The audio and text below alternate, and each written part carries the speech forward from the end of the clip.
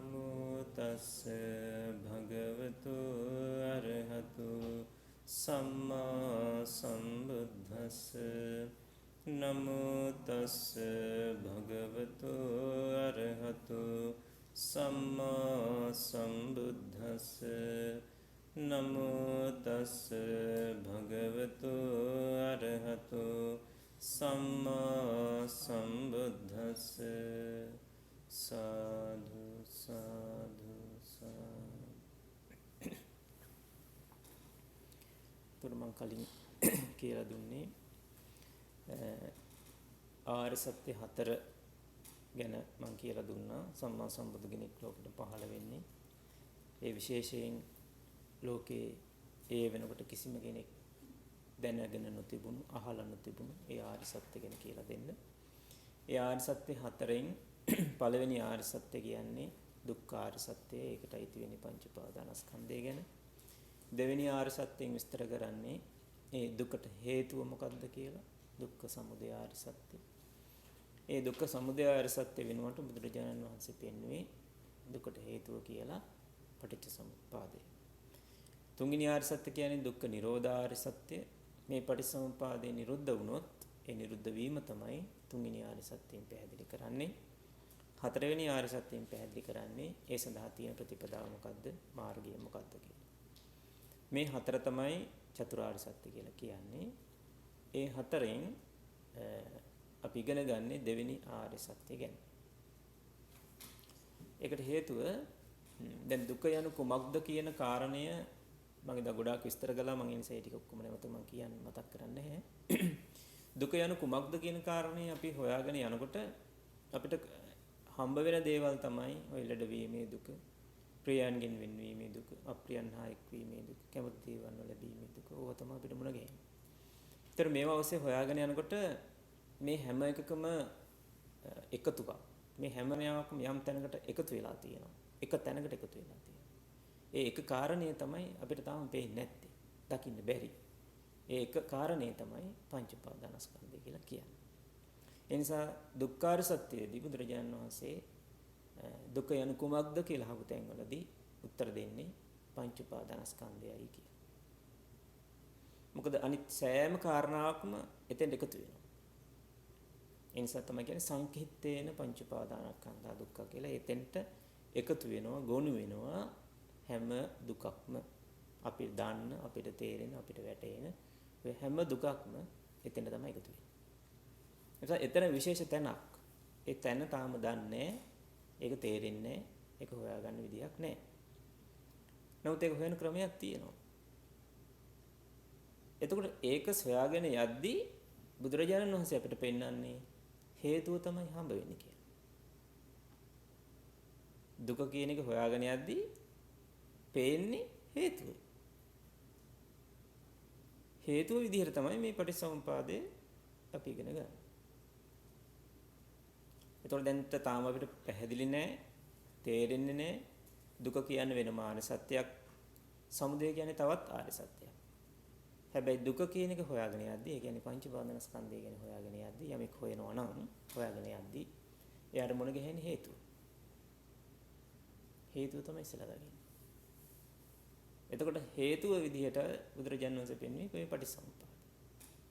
ඒ නිසා තමයි අපි දැන් පටිච්චසමුප්පාදේ ඉගෙනගෙන යන්නේ. හරිද? එතකොට ඒවා අතර තියෙන සම්බන්ධය කොහොමද? ඒක පටන් ගන්නෙ කොහොමද? ඒක විමසන්නේ කොහොමද? ඒක ප්‍රැක්ටිකල් එකට යොමු වෙන්නේ කොහොමද? ඒවා ගොඩාක් දුර තියෙන ප්‍රශ්න. ඒක බොහොම ළඟ ඒවා නෙමෙයි. ඉස්සලා අපි දැනුමට අවශ්‍ය කරන ටික විතරයි මේ ඉගෙන ගන්න තාම. මූලික දැනුම විතරයි ඉගෙන ගන්නේ. මේ එතකොට එතෙන්දී පළවෙනි ආර්ය සත්‍ය විදිහට දුක්ඛාර්ය සත්‍යයේදී මම මතක් කරා පංච උපාදානස්කන්ධය කියලා වචනයක් තියෙනවා. ඒ කියන්නේ උපාදානස්කන්ධ පහක් කියන එක. ඒතකොට ඒවා අපි මේක පටිච්චසමුපාදයට සම්බන්ධ නැති හන්ද ඒ ටික කිව්වේ නෑ. ඒක නම් වශයෙන් දැනට මතක තියාගන්න. එකක් තමයි රූප උපාදානස්කන්ධය. දෙවෙනි එක වේදනා උපාදානස්කන්ධය. තුන්වෙනි එක සංඥා උපාදානස්කන්ධය. හතරවෙනි එක සංඛාර උපාදානස්කන්ධය. පස්වෙනි එක විඥාන උපාදානස්කන්ධය. මොන දුක තිබ්බත් අපිට දැනෙන, තේරෙන, සමහරට තේරෙන්නේ නැති අපිට විතරක් නෙමෙයි. ඕනම ලෝක සත්වයකට පොදු ධර්මතාවයක් මේ ආර්ය සත්‍ය කියන්නේ. ඒකයි ආර්ය සත්‍ය වෙන්නේ මේක. මේක මනුස්ස ලෝකෙට විතර සාධාරණ එකක් නෙමෙයි. දෙවි ලෝක, බ්‍රහ්ම ලෝක, තිරිසන් ලෝක, പ്രേත ලෝක, නිරය මේ ඕනම තැනක දුක කියලා යමක් තියෙනවා නම් ඒ හැමතැනම තියෙන්නේ පංච උපාදානස්කන්ධය. පංච උපාදානස්කන්ධය කියන දේ තියෙන නිසා තමයි ඒක කොහොම තියෙන්නේ. ඒ නිසා තමයි එතෙන්ට හැම එකක්ම කේන්ද්‍රගත වෙන්නේ, එකතු වෙන්නේ. එතකොට මෙන්න මේ පංච උපාදානස්කන්ධය කියන්නේ මොකක්ද කියලා ඇහෙන් හෙව්වට ඇහැට පේන එක නෙමෙයි මේක.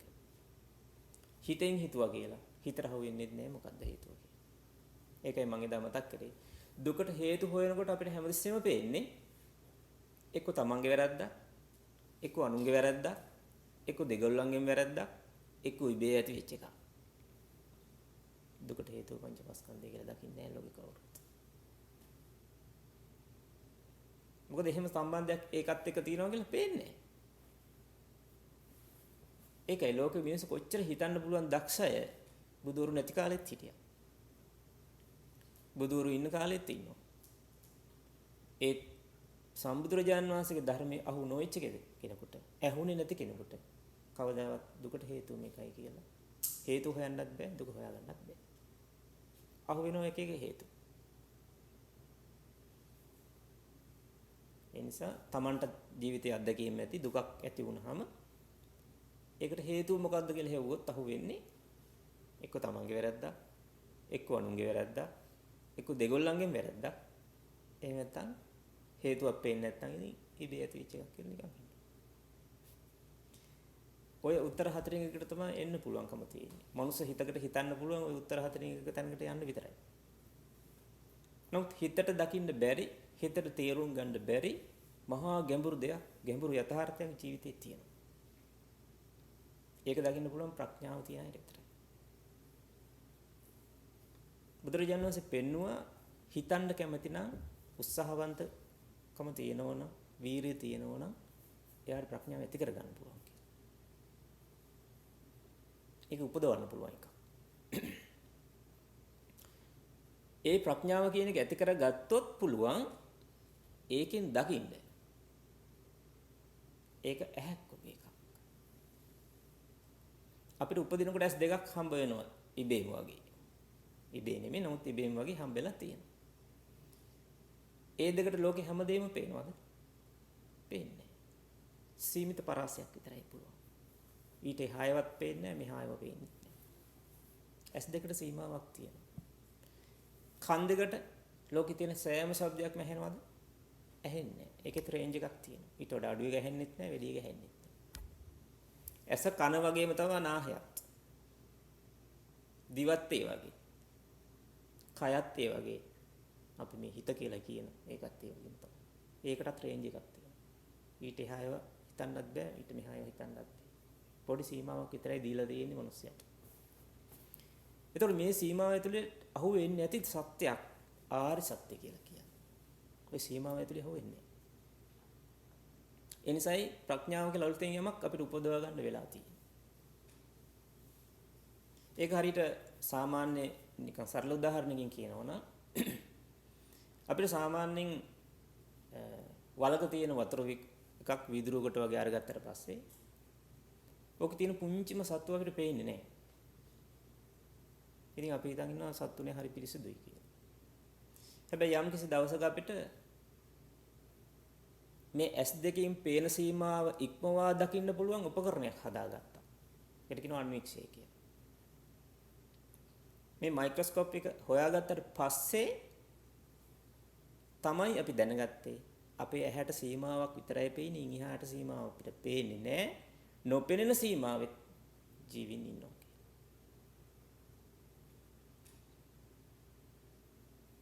තේරුණාද? එතකොට ඔය ඇමිබා වගේ සත්තු, පැරාමීසියම් වගේ සත්තු, ඩයටම් වගේ ජීවීන් ගොඩාක් ඉන්නවා අපිට පේන්නේ ඇස් වලට. නමුත් ඒ કૃත්‍රිමව නිපදවාගත්තු ඇහැ නිසා පුළුවන් අපේ ඇහැ සීමාවට නොපෙනෙන සත්තු දකින්න. පුළුවන් වුණානේ දැන්. මොන විද්‍යාවෙන් කරගත්ත දේ පුළුවන් වුණා. ධර්මයේ තියෙනුත් ඒ වගේ දෙයක් කරන්න. අපේ මේ ඇසට සීමාවක්, කනට සීමාවක් තියෙනවා වගේ මනසට සීමාවක් තියෙනවා. මේ සීමාවට එහා තියෙන සත්‍යය දකින්න බෑ. ප්‍රඥාව කියන ඇහැ නැති හින්දා. ප්‍රඥාව කියන ඇහැ උපදව ගන්න වෙනවා ජීවිතයේ මේ සත්‍ය ආර්ය සත්‍ය හතර දකින්න. ඒ නිසා තමයි ප්‍රඥාව උපදවා ගැනීමේ ක්‍රමයක් ලෝකෙට දේශනා කරපු එකම ශාස්ත්‍රඥ වහන්සේ බුදුරජාණන් වහන්සේ බවට පත් වෙනවා. අනිත් හැමෝම හිතේ මනුස්ස හිතකට හිතන්න පුළුවන් සීමාවට යටත් වෙලා ඒ සීමාව ඇතුලේ තමයි හැමදේම උගන්ලා තියෙන්නේ.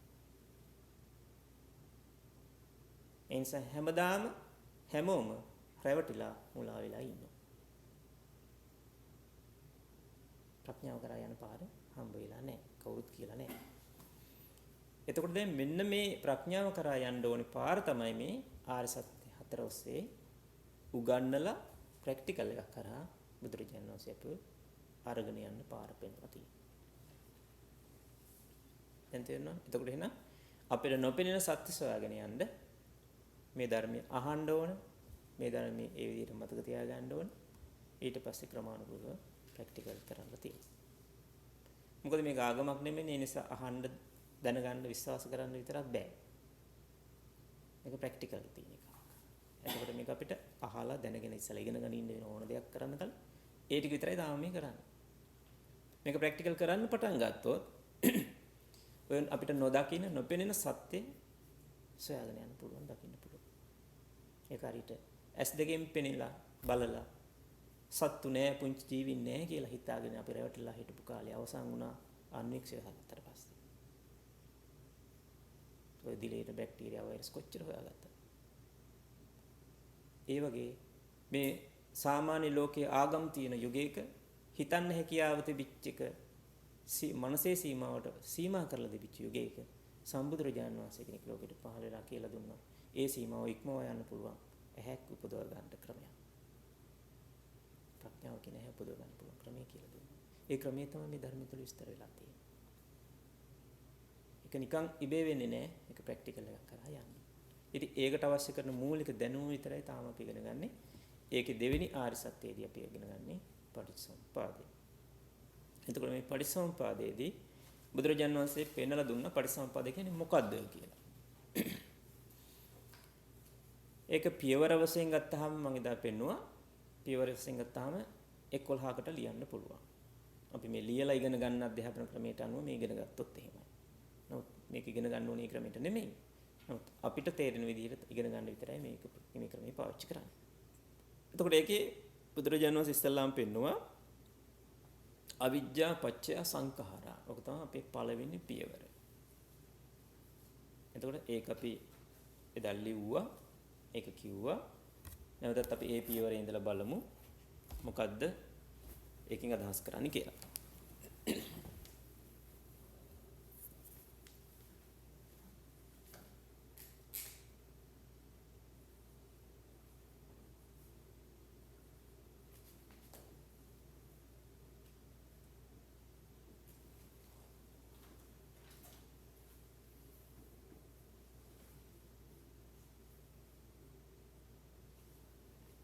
අවිජ්ජා පත්‍ය සංඛාරා.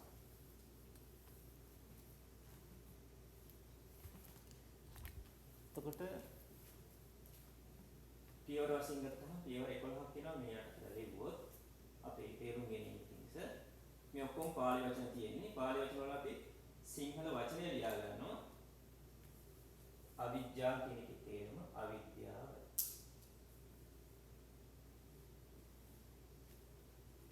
පච්චාගල කියන්නේ ප්‍රත්‍යයෙන් දැන් ඊට වඩා තේරුම අවශ්‍ය නැහැ. අවිද්‍යාව ප්‍රත්‍යය සංඛාරා කියන්නේ සිංහලෙන් අපි කියන සංස්කාර. මේ පාලි වචන ලියන්නේ මේ සිංහල වචන ලියන්නේ. ඒක තමයි සිංහල තේරුම.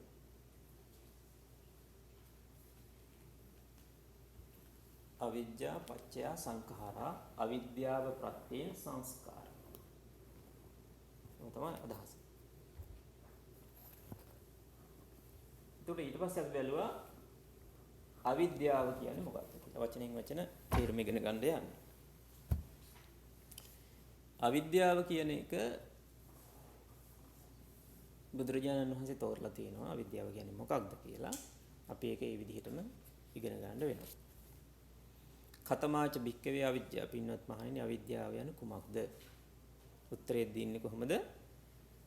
දුක්ඛේ අඥානං, දුක්ඛ සමුදය අඥානං, දුක්ඛ නිරෝධේ අඥානං, දුක්ඛ නිරෝධගාමිනී පටිපදාය අඥානං. ඔය විදිහට තමයි අවිද්‍යාව කියලා තෝරලා දුන්නේ. එතකොට දැන් මේ වචනේත් අපි ඒ වචන ටිකත් ඒ විදිහටම ලියාගෙන ඒ අර්ථයත් ඒ විදිහටම මතක තියාගන්න.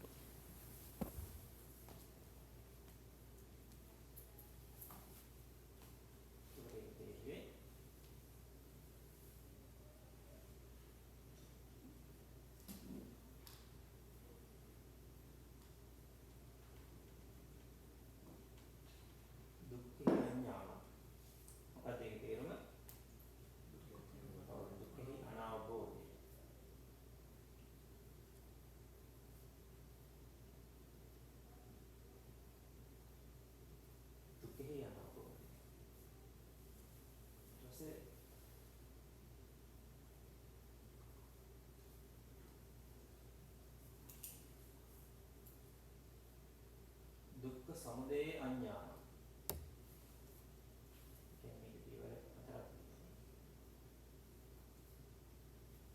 දුක්ඛ සමුදය අඥාන කියන එකේ තේරුම දුක හට ගැනීමේ අනාවබෝධය.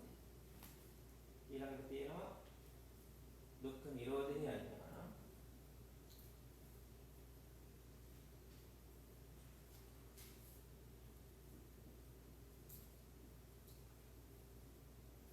දුක්ඛ නිරෝධේ අඥාන. දුක්ඛ නිරුද්ධ වීමේ කෙරෙහි තියෙන අනාවබෝධය. නැත්නම් දුක්ඛ නිරෝධය කෙරෙහි තියෙන අනාවබෝධය. හතරවෙනි තියෙනවා දුක්ඛ නිරෝධ ගාමිනී පටිපදාය අඥාන. දුක්ඛ නිරෝධ ගාමිනී පටිපදාය අඥාන. දුක්ඛ නිරුද්ධ වන ප්‍රතිපදාව කෙරෙහි තියෙන අනාවබෝධය.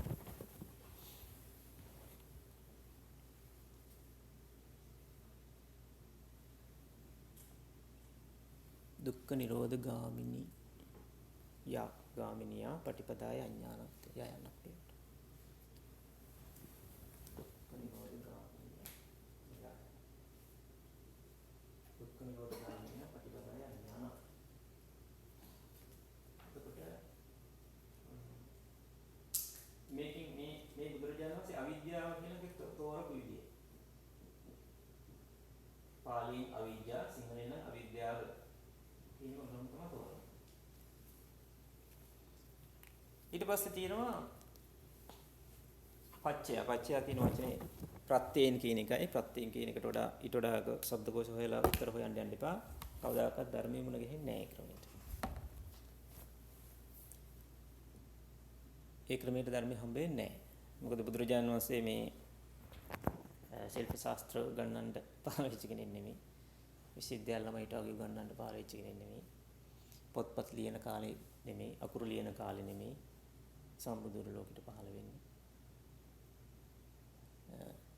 ඒව අවශ්‍ය කරන්නේ මේක ප්‍රැක්ටිකල් එකෙන් තේරෙනවා මොකද්ද මේ වචنين අදහස් කරේ කියලා.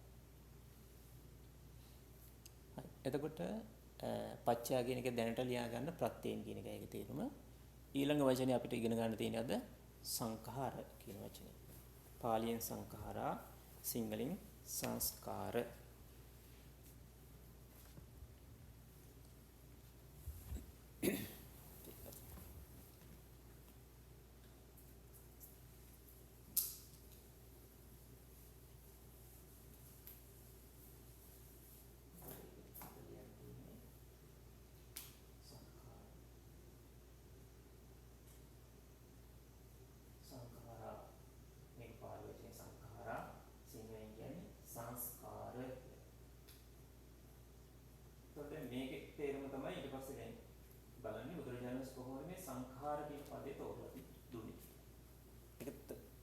තෝරලා තියෙන්නේ මෙන්න මේ විදිහටයි.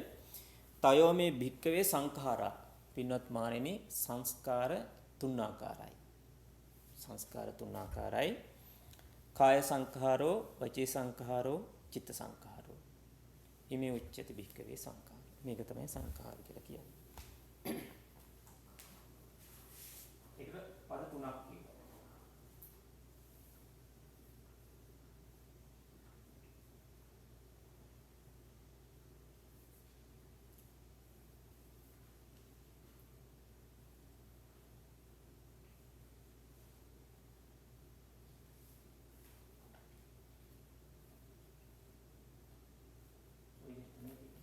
කාය සංඛාරෝ වචී සංඛාරෝ චිත්ත සංඛාරෝ. තමයි සංඛාර තෝරලා දුන්නේ.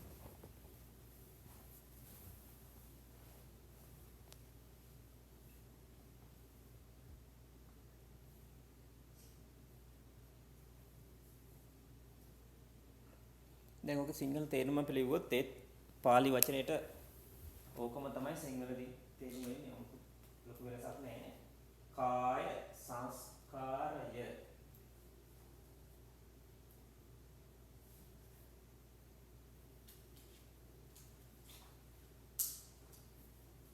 වචී සංඛාරෝ කියන්නේ වචී සංස්කාරය. චිත්ත සංඛාරෝ කියන්නේ චිත්ත සංස්කාරය.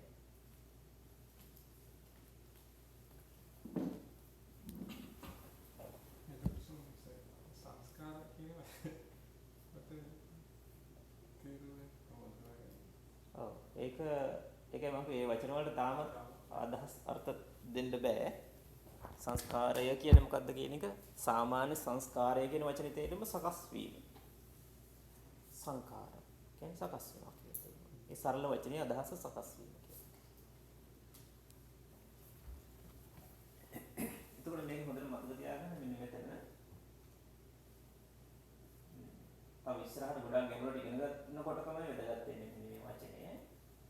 මේ සංඛාරා කියලා කියන්නේ මේවා තුනක් තියෙන නිසා. සංඛාරා කියලා කියන්නේ මේ බහුවචන පදේ. සංඛාරා බහුවචන පද. මේ තුනම තියෙන ඒක වචන. කාය සංඛාරෝ කියන්නේ කාය සංස්කාරය යන අනිවාර්ය කියන්නේ. වචී සංඛාරෝ කියන්නේ වචී සංස්කාරය. චිත්ත සංඛාරෝ කියන්නේ චිත්ත සංස්කාරය. එතකොට මේවා ඒක වචනේ තියෙන. ඒක වචන බහුවචන කියනවා හරියට දැනගත්ත නැත්නම් ඉතින් අපි සිංහල භාෂාවෙත් ඉංග්‍රීසි භාෂාවෙත් වුණත් ඉතින් අර්ථය හරියට තෝරගන්න බෑනේ. ඉතින් මේකෙත් ඒ විදිහට ඒ නිසා හරියට දැනගන්න. දැන් උදාහරණයක් වශයෙන් අපි කිව්වොත් එහෙම මේ පොත ගේන්න. එතකොට අපිට ගේන්න තියෙන්නේ එකක්. මෙතන චුට්ටක් වෙනසක් කරනවා. දැන් පොත් ගේන්න. චූටි වෙනසක් නෙවෙයි.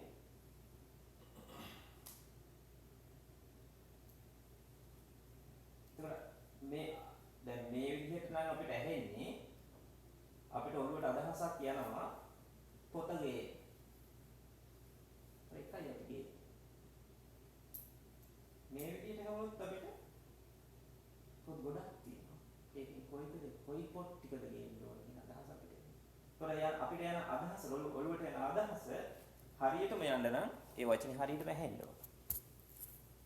මේ එකක් ගැනද කිව්වේ ගොඩක් ගැනද කිව්වේ. මේ සමිතන කාය සංඛාරෝ කිව්වා. කාය සංස්කාරය කියන එක හරියටම ඔළුවට යනවා. නැත්නම් ඉස්සරහට යනකොට ඉතුරු ටික තේරුම් ගන්න බැහැ.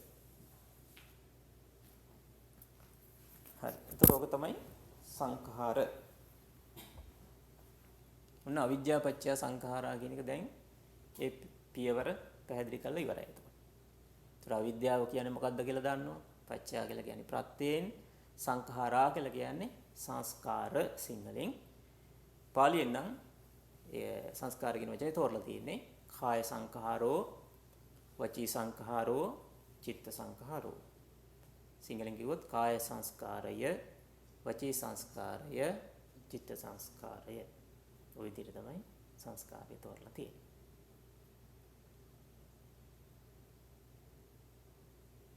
ඉතින් එදා හිටපුවා කවුරුත් ඒ වචන වල තේරුම අහලා නැහැ නිසා. අපිට අවශ්‍ය කරන්නේ යම් දෙකක් අතර සම්බන්ධයක් තියෙනවා කියලා පෙන්නන්න.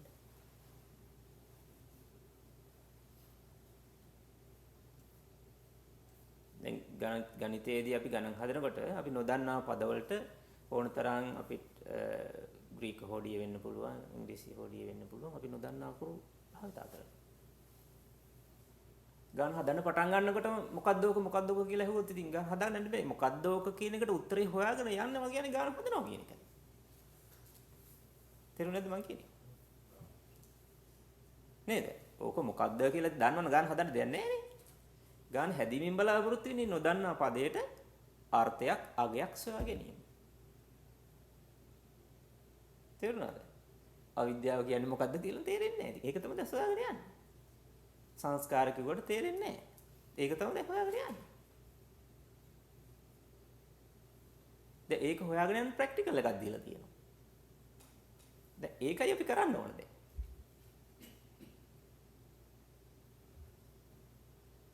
ඔක තමයි අවිද්‍යා පත්‍ය සංඛාරා කියන්නේ.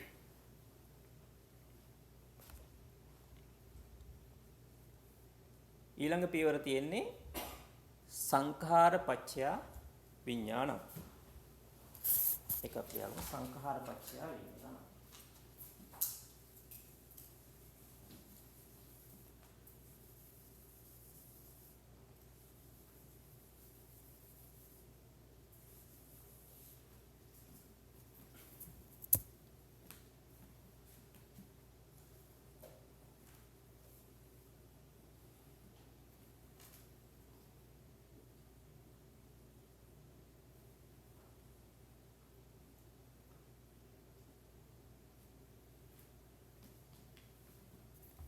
දෙවෙනි පේළිය සංඛාර පත්‍ය විඥාන.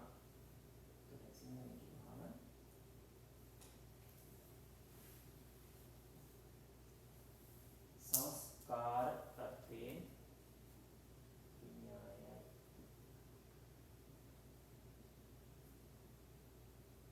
සංස්කාර ප්‍රත්‍යයෙන් විඥානයයි.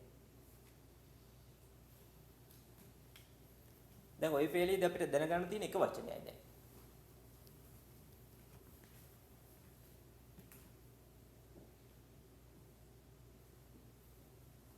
කලින් පේළියේදී සංස්කාර කියන වචනේ සංඛාර කියන පදේ හම්බුනම ඒ සයි පදේ කලින් වතාවේදී පැහැදිලි කරලා ඉවරයි. ඒක සංස්කාර කියලා සිංහලෙන් කියන සංස්කාර මොනවද කියලා අපි දැන් දානවා. කාය සංස්කාරය, වචී සංස්කාරය, චිත්ත සංස්කාරය කියලා දැන් දානවා. ඔබට මේ වචනේ තේරුම වෙනස් වෙන්නේ නැහැ විදිහට වාක්‍යය ඕක. ඊට පස්සේ දැන් ඉගෙන ගන්න තියෙන වචනේ විඥානය කියන්නේ මොකක්ද? අපි මාතෘකාවෙත් විඥානය.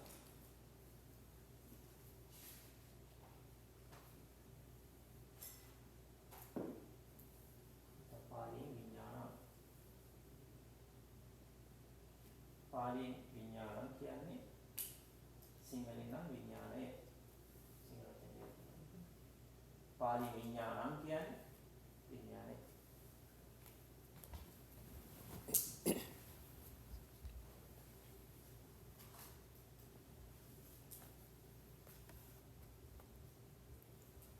එතකොට මේ විඥානං කියන පදය බුදුරජාණන් වහන්සේ තෝරන්නේ මෙහෙමයි. කතමංච භික්කවේ විඥානං. පින්වත් මහණෙනි විඥානය යන කුමක්ද? චෛමේ භික්කවේ විඥාන කාය. පින්වත් මහණෙනි විඥාන ආකාර 6කි. විඥානයේ ආකාර 6යි කියලා කියනවා. දැන් අපි බලමු මේ ටික මොනවද. පළවෙනි එක තමයි චක්කු විඥානං, දෙවෙනි එක සෝත විඥානං, තුන්වෙනි එක ගාහන විඥානං, හතරවෙනි එක જીවහා විඥානං, පස්වෙනි එක කාය විඥානං, හයවෙනි එක මනෝ විඥානං. ඔන්න ඔය ටික තමයි ඒක තෝරලා තියෙන්නේ.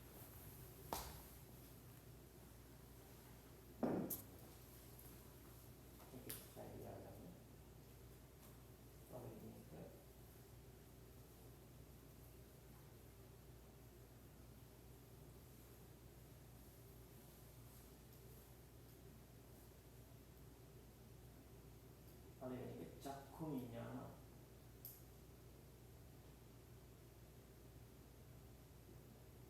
දෙවෙනි එක සෝත විඥාන.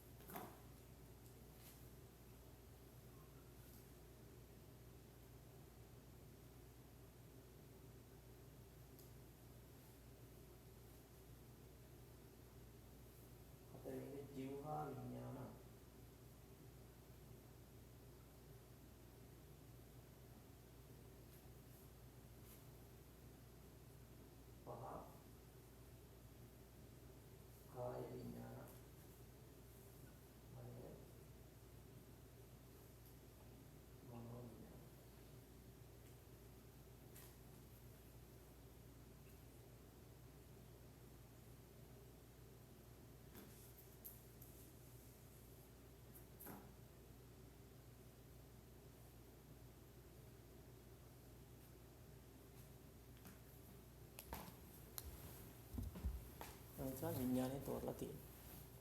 චක්ඛු විඥානං.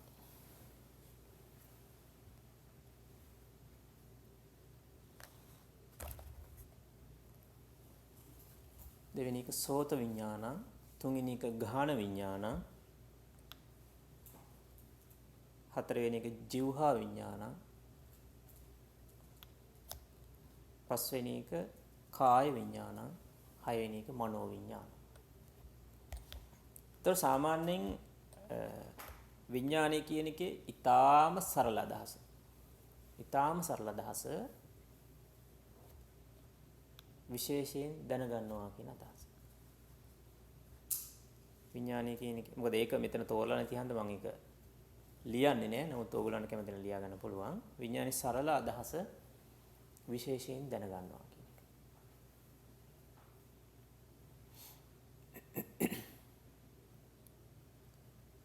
එතකොට මේ වචන වලින් අපිට ඉගෙන ගන්න තියෙන්නේ ඔය මුලින් තියෙන වචනේ තමයි. චක්ඛු විඥානං. චක්කු කියලා කියන්නේ ඇස. ඒතර චක්කු විඥානං කියන එකෙන් අදහස් කරන්නේ ඇසේ හටගන්න විඥානය. හටගන්න තැනටයි මේ මුලින් දීපු පදේ දීලා තියෙන්නේ. මොකද විඥානේ හටගන්න තැන් තියෙනවා. බුදුරජාණන් වහන්සේ වෙන දේශනාවල පෙන්නනවා මේ විඥානය කියන්නේ විශේෂයෙන් දැනගන්නවා කියන එක. මේ විඥානේ හටගන්න තැන් තියෙනවා හයක් කියලා. පළවෙනි එක චක්කු. චක්කු කියන්නේ ඇහැ. ඇහි හටගන්න නිසා මේ විඥානය හඳුන්වනවා චක්කු විඥාන කියලා. ඒතර ඒක තේරුම අපිට ලියන්න වෙන්නේ ඇසේ හටගන්නා විඥානය.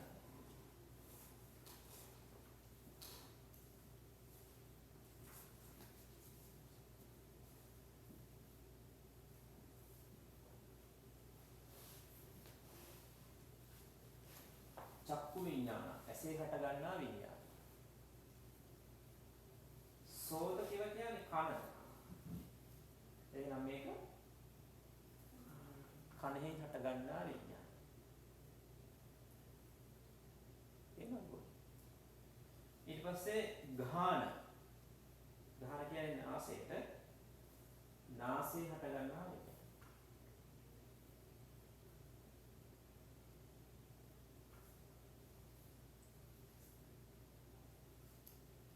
ජීවහා. ජීවහා කියන්නේ දිව. දිවේ හටගන්නා විඥානය. කාය කියන්නේ කය කියන එකමයි. පාලියේ කාය සිංහලෙන් කය. කාය විඥානය කියන්නේ කයෙහි හටගන්නා විඥානය. කය විඥාන මනෝ විඥාන. මනෝ කියන්නේ මනස. මනසේ හටගන්නා විඥානය.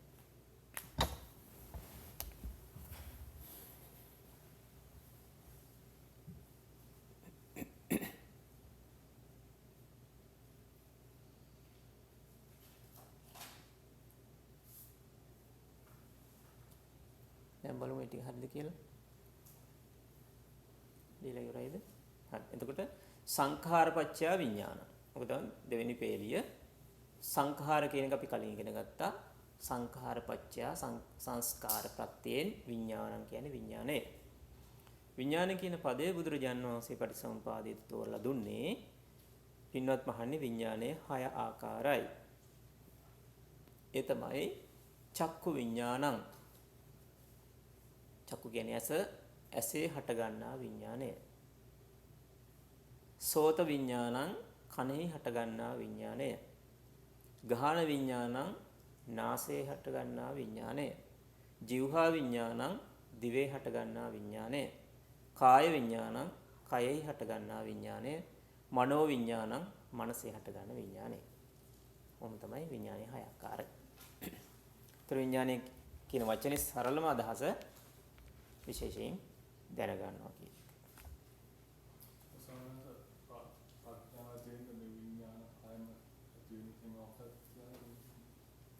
නෑ ප්‍රඥාවයි විඥානයන් අතර එහෙම සම්බන්ධයක් නැහැ. විඥානය කියන්නේ සාමාන්‍යයෙන් අපි තුල සිදුවෙන මේ ක්‍රියාවලියට මේවා සිදු වෙනවා. ප්‍රඥාව නැති ඕනම කෙනෙකුට මේක සිද්ධ වෙනවා. දැන් අපි ඇහෙන් යමක් බලනවා කියලා කියන්නේ ඇසේ විඥානේ හට අරන් තියෙන එක. කනින් අපි ශබ්දයක් අහනවා කියලා කියන්නේ කනේ විඥානේ ක්‍රියාත්මක වෙන වෙලාව. ඒක තමයි අදහස් කරන්නේ. එතකොට මේ හයම තිබ්බත් ප්‍රඥාව නැතුව තියෙන්න පුළුවන් වුණා. දැන් එතකොට දෙවෙනි පියවරත් තේරුම් කරලා ඉවරයි.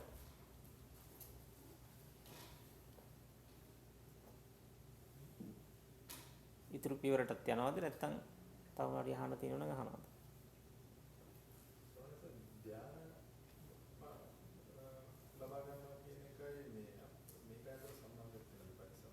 නෑ පටිසම්පාදයට කිසිම සම්බන්ධයක් නෑ. ධානය කියන එකකින් කරන්නේ අපේ මනස කියන එක අපිට පුළුවන් සංවර කරන්න, හීලය කරන්න. හීලය කරලා මනසින් ප්‍රයෝජන ගන්න පුළුවන්. ඒක තමයි එතනින් කරන්නේ. එයාගෙන් වැඩ ගන්නවා. දැන් බල්ලෙක් සැර බල්ලෙක් ඉන්නකොට ඌට අපිට පුළුවන් කන්න බොන්න දීලා ආදරයෙන් සැලකලා ඌව හුරතල් කරලා ආදරයෙන් සෙනෙහස දුන්නට පස්සේ ඌ අපි ආරක්ෂකයා විදියට තියාගන්න. එයා හීලය කළා එයාගෙන් වැඩක් ගන්නවා. එච්චරයි. ඊට වඩා දෙයක් කරන්න බෑ ඒක. දැන් මනස කියන එකට බුදුරජාණන් වහන්සේ උපමාවක් දුන්නා කැලේ ඉන්න කුළු හරකෙක් කියලා. කැලවල ඉන්න විශේෂ හරක් జాතියක් උන් තියෙන කුළු හරක් කියලා. ගෙවල් වල ගම් වල හදන జాති උන් නෙමෙයි. උන් කැලේමයි ඉපදෙන්නේ කැලේමයි ජීවත් වෙන්නේ කැලේමයි මැරලා යන්නේ. මිනිස්සු එක සම්බන්ධයක් නැහැ මිනිස්සු දැකලත් නැහැ. ඒතර මිනිස්සු දැකගම කුළු හරක විශාල වශයෙන් කලබල වෙනවා කියන්නේ. මිනිස්සු දැකලා නැහැ. එතකොට ඌ කිසිම සතෙකුට බය නැහැ. විශාල අන් තියනවා අතිශයින්ම ශක්තිමත්. ඔව් දැන් මම කියන්නේ මේ සත්තුන්ගේ පොර දාලා තියෙන්නේ ඒ කුළු හරක් දාන. සත්තුන්ගේ පොරයක් දාලා සෙල්ලමක් විදියට ගේම් විදියට මිනිස්සු කරන්නේ උන්ව දාන. ඒතර උන්ට කියන්නේ කුළු හරක් කියලා. එතකොට බුදුරජාණන් වහන්සේ පෙන්වනවා මේ මනස කියන එක කුළු හරකෙක් වගේ. මේවා මෙල්ල කරන්න ලේසියෙන් බෑ. එතකොට ඉස්සෙල්ලාම කරන්න කියනවා මේ හිත පාලනය කරන්න සංසුන් කරන්න කැමති කෙනෙක් ඉස්සෙල්ලාම කැලේට ගිහිල්ලා බොහොම රැකවල් දාලා බොහොම පරිස්සමින් ගස් උඩ නැගලා ඉඳලා බිම හිටියොත් ඉවරයි. ගස් උඩ නැගලා ඉඳලා ලාණු ඇදලා දැල් දාලා කොටු කරගන්න කියන කීප දෙනෙක් එක්ක. කොටු කරගෙන යම ලොකු net එකකට දැලකට යා කොටු කර ගන්න ඕන. ළඟට යන්න බෑ. කොටු කරගෙන ඉස්සෙල්ලාම කරන්න යාව කට්ටිය ඔක්කොම යා කොටු කරගත්තට පස්සේ කට්ටිය එකතු වෙලා ඒකේ අත් දෙක බඳින්න ඕනේ කියනවා. කකුල් දෙක බඳින්න ඕනේ කියනවා. බැඳලා ගහකට තියලා යාව බඳින්න ඕනේ කියනවා. අත් දෙකයි කකුල් දෙකයි බැඳලා ඇඟ ගහකට තියලා බඳින්න කියනවා. මේ සතුන් හිංසා කරන්න කියන එක නෙමෙයි උපමාවක් කියන්නේ. උපමාව මේක. එතකොට මනස කුළු හරකෙක් නම් කරන්න ඕන දේ. එතකොට ඒ කුළු හරකට ඊට පස්සේ දවස් ගාණක් කෑම බීම නොදී ඉන්න ඕන කියන. එතකොට එයාගේ ගාය, එයාගේ ශක්තිය අඩු වෙනවා කියන. එහෙම අඩු වුණාට පස්සේ හිමීට කකුල් දෙක ලෙහලා, අත් දෙක ලෙහලා, ආදරයෙන් සලකලා, කන්න බොන්න දීලා ආන ගහෙන් ඊට පස්සේ දාස් කරගෙන අන්න සාමාන්‍ය සතුට විදිහට හිලය ගන්න පුළුවන්. අනිත් වගේ තමයි කියන මනසත් හීලය කරන්න පුළුවන් එක එක ක්‍රම තියෙනවා. ලෝකේ බොහෝ පිරිසක් මනස හීලය කරන ක්‍රම අත්දැක බැලුවා ඒ කාලේ. ඉතින් අත්දැක බැලුවාම සමාධිය කියන එක, ධ්‍යානය කියන එක තමයි මිනිසුන්ට අහුවෙන්නේ. මේ හය ඇතුළෙම තමයි ඔක්කොම ඕන දෙයක් අහුවෙන්නේ. ප්‍රඥාව කියන්නේ මේ හයට මෙහා ගිය එක. ඒක දකින්න බෑ සම්බුදු කෙනෙකුට මිස. නමුත් මනස කියන එකේ වැඩක් ගන්න තියෙන්නේ. ඇස් වලින් මිනිස්සු වැඩ අරන් ඇති වෙලා හෙම්බත් වෙලා ඉන්නවා. කන පිනෝල මිනිස්සු හෙම්බත් වෙලා ඉන්නවා. වැඩක් නැහැ කියලා.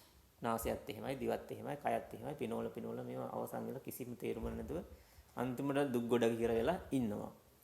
ඉතින් හැබැයි මිනිස්සු කල්පනා කළා මේ මනසේ එක පැත්තක් තියෙනවා. ඒකෙන් ප්‍රයෝජන ගන්න නැහැ සාමාන්‍ය මිනිස්සු. ඒ මනස එක පැත්තක් තියෙනවා. ඒක පැත්ත දියුණු කරගත්තොත් සැපයෙන් පහසුවෙන් ඉන්න පුළුවන් කියලා. හරි. එහෙම ක්‍රමයක් තියෙනවා. ඒ තියෙන ක්‍රමය තමයි එදා බුද්ධ කාලේ හොයාගෙන ගියේ මිනිස්සු. විමුක්තිය හොයනවා කියලා ඒකෙන් තමයි හොයන්න තිබුණේ. ඒ නිසා මනසේ තිබුණේ සාමාන්‍ය මිනිස්සු ප්‍රයෝජනයට ගන්න නැති පැත්ත දියුණු කරන්න පටන් ගත්තා. ඒකට කියන්නේ භාවනාව කියලා. භාවනාව දියුණු කරගෙන සමාධිය ඇති වෙනවා. සමාධිය දියුණු කළාම ධ්‍යාන ඇති වෙනවා. ධ්‍යානත් තවදුරටත් දියුණු කරලා එක පැතිවලින් දියුණු කළාම 이르දි හම්බ වෙනවා. ඒ මනසේ එක පැත්තක් දියුණු කරන විදිය. අපිට බුදුරජාණන් වහන්සේ පෙන්වන්නේ මේ මනස කියන එකත් අර අවිද්‍යාව ප්‍රත්‍ය කරගෙන නේද තියෙන්නේ. ඒ අවිද්‍යාව ප්‍රත්‍ය කරගෙන සංස්කාර තිබ්බනේ. ඒ සංස්කාර ප්‍රත්‍ය කරගෙන නේද විඥානේ තිබ්බේ. එතකොට මේ මනස කියන එකත් මනසේ හටගන්න විඥානයත් අවිද්‍යාවට යට වෙලා තියෙනවා. අපි හදන්නේ අවිද්‍යාවෙන් සැඟවෙලා තියෙන වහගෙන ඉන්න අවිද්‍යාව සම්පූර්ණයෙන් නිදහස් වෙලා ඒකට එහා ගිය දෙයක් එහා ගිය සත්‍යයක් දකින්න. එතකොට මේ මනස පුරතල් කරලා ඒකත් එක්ක ගනුදෙනු කරගෙන ඉන්න නෙමෙයි. එහෙම ඉඳලා තියෙන ලෝකෙස් ඕන තරම්. පොඩි කාලයකට ඒකත් ඉවර වෙලා යනවා. නමුත් ලෞකික වශයෙන් මිනිස්සුන්ට හෙම්බත් වෙලා ඉන්න යුගයක මිනිස්සුන්ට පොඩ්ඩක් හරි සැනසීමක් උදා කරගන්න ඉතින් ඒ වගේ ක්‍රමයක් තමයි බලනවා.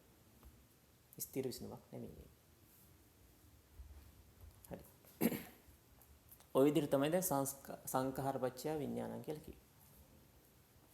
ඊළඟට තියෙන්නේ විඥානපච්චය නාම රූපං. අපි එකක් කරමු බලන්න.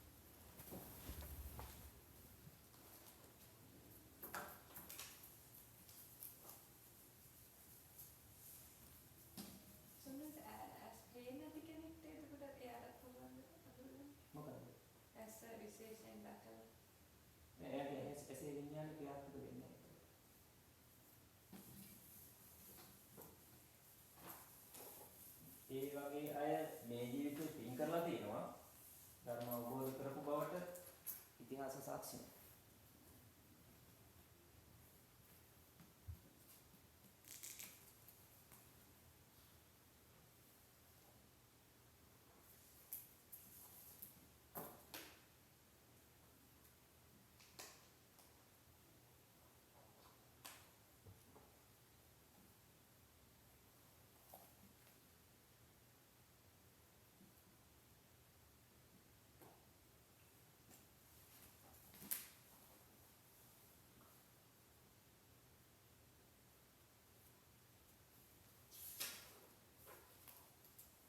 විඥානපච්චය නාම රූපං. විඥානපච්චය නාම රූපං. තේරුම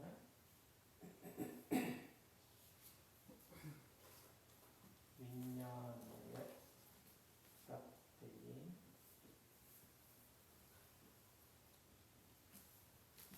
නාම රූප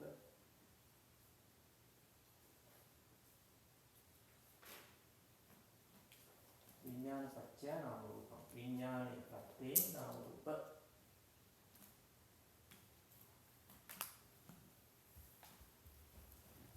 විඥානපච්චය නාම රූපං.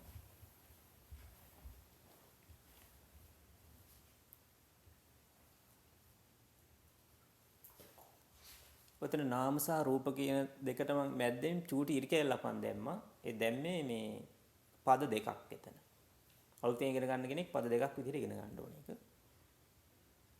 විඥානපච්චය නාම රූපං. එතන විඥානය මොකක්ද කියලා කලින් කිව්වා. හය ආකාර වූ විඥානය. චක්කු විඥාන, සෝත විඥාන, ගහන විඥාන, ජීවහා විඥාන, කාය විඥාන, මනෝ විඥාන. මේ ඔක්කොම මතක තියෙන්න ඕනේ. මතක තියෙන්න ඕනේ තේරුම දැනගත්තේ නැතුවට කමන්නේ මතක තියෙන්න ඕනේ. මේ වචන වලින් මතක තියෙන්න ඕනේ.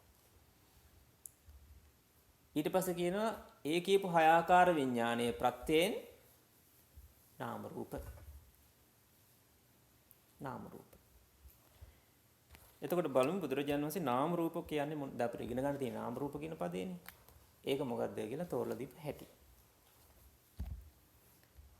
මම කියන්නේ නාම සහ රූප කියලා වචන දෙකකට විස්තර කරන්න කියලා ඒක. බුදුරජාණන් වහන්සේ මෙහෙම තෝරනවා. කතමංච බික්කවේ නාම රූපං. පින්වත් මහේ නාම රූප යන මොකක්ද? වේදනා සංඥා චේතනා පස්සෝ මනසිකාරෝ ඉදං උච්චති නාමං. මොන නාමය කියන්නේ මොකක්ද කියලා තේරුම්. ඊට පස්සේ කියනවා චත්තාරෝච මහා භූතා චතුන්නංච මහා භූතානං උපාදාය රූපං ඉදං උච්චති රූපං. මේයි රූපය කියලා රූපයත් එක්ක. ඊට පස්සේ කියනවා ඉති ඉදංච නාමං ඉදංච රූපං. මෙසේ මේ නාමයත් මෙසේ මේ රූපයත් නාම රූපයයි. තේරුම් කරපු රටාව විතරයි මම අහන්නේ. ඒක තේරුම් ගන්න. නාම රූපං කියන එක ඉස්සෙල්ලාම බුදුරජාණන් වහන්සේ පෙන්නනවා මෙන්න මේ ටික තමයි නාමය. මෙන්න මේ ටික තමයි රූපය. ඊට පස්සේ කියනවා මේ කියපු නාමයත් මේ කියපු රූපයත් මේ දෙක තමයි නාම රූප. කීපෙදි තේරුණාද? ඉතලා නාමය කියන්නේ තෝරනවා මොකද්ද කියලා. ඊට පස්සේ රූපය කියන්නේ මොකද්ද කියලා තෝරනවා. ඊට පස්සේ කියනවා මේ කියපු නාමයත් මේ කියපු රූපයත් තමයි නාම රූප කියලා කියන්නේ. දැන් අපි බලමු කොහොමද නාම සහ රූප තෝරලා දෙන්නේ කියලා.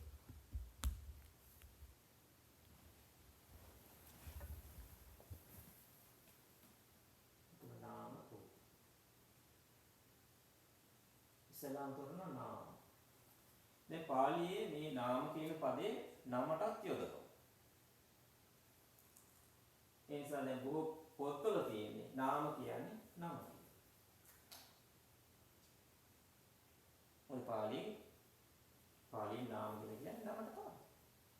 හැබැයි පරිසම්පාදයේ බුදුරජාණන්සේ නාම කියලා කිව්වේ මොකද්ද කියලා බුදුරජාණන්සේ දන්නවා. ඒක කවුරුත් හිතන්නේ නැතුව, ඒක බලන්නේ නැතුව නාම කියපු ගමන් නාම කියන නමට නම. එලා මිනිස්සු හිතන.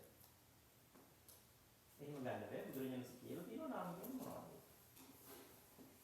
ඒතර නාම කියන්නේ මොනවද කියලා තෝරලා තියෙනවා. ඒ තමයි මෙන්න මේවා. නාම කියන ඒවා කරුණු කොටස් පහකට තියෙනවා.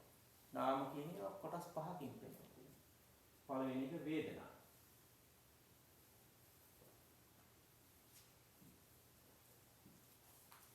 සංඥා. ඔය පාලි සංඥා කියනවා.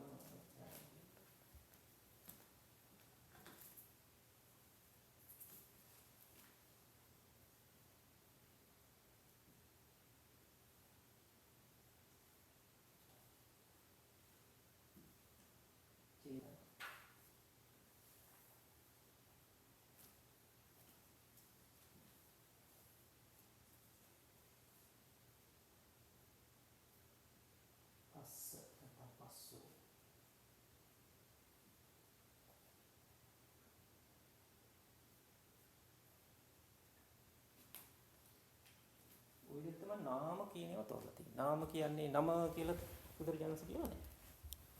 එන හරියසේ කියන්නේ. පින්වත් මහයෙන් නාම කියන්නේ නමටයි කියන්නේ.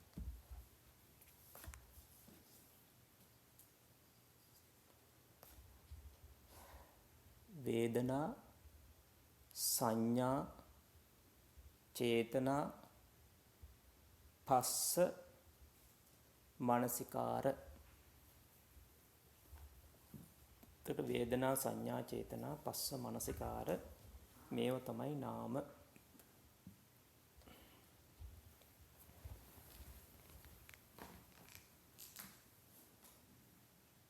සරල තේරුම. වේදනා කියන්නේ වේදනාව.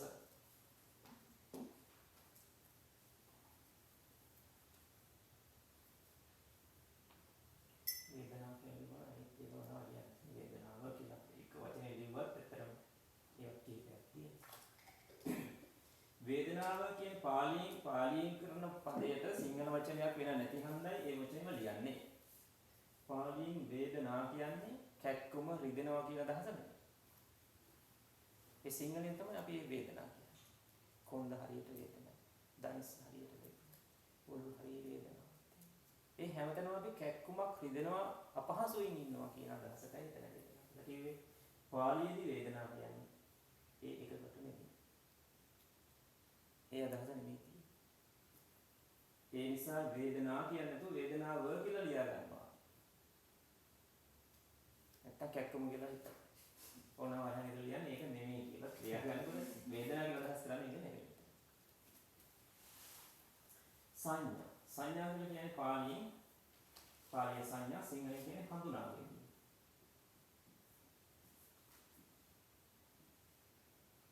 හඳුනා ගැනීම. චේතනා කියන්නේ චේතනා කරන. පස්ස කියන්නේ ස්පර්ශය. ස්පර්ශය කියනවා. ස්පර්ශය කියන්නේ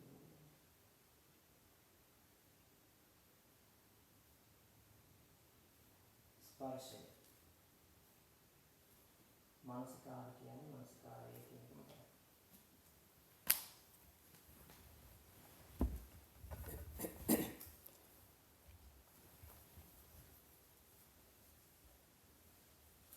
ඊළඟට වරද්ද ගන්න දේ ස්පර්ශය කියන එක. ස්පර්ශය කියන්නේ ගෑවෙනවා කියන අදහස නෙමෙයි. දැන් මේ මොකක් හරි වෙනවද? අහුත් පාට ගෑවෙනවා අපි කියන්නේ. ගෑවෙනවා. එහෙම ගෑවෙනවා කියන එක නෙමෙයි ස්පර්ශය කියන්නේ. අපි සිංහලයේදී කොහොමද පාලියෙන් පස්ස කියන පදයට සිංහලෙන් දෙන්න තියෙන ස්පර්ශය කියලා තමයි. හැබැයි සිංහලෙන් ස්පර්ශය කියලා පාවිච්චි කරනවා මොන හරි ගෑවෙනවා. අපි කියන්නේ අතේ ස්පර්ශ වුණා. මවයන්ගේ ස්පර්ශ වුණා. ඒ කියන්නේ ඒකේ ගැවුණා. අතේ ගැවුණා කියන්නේ. මේකේ ස්පර්ශය කියන අදහස් කරන්නේ ගෑවෙනවා කියන එක නෙමෙයි. මෙතන ස්පර්ශ කියන අදහස වෙන්නේ කරුණු තුනක එකතු වෙනවා.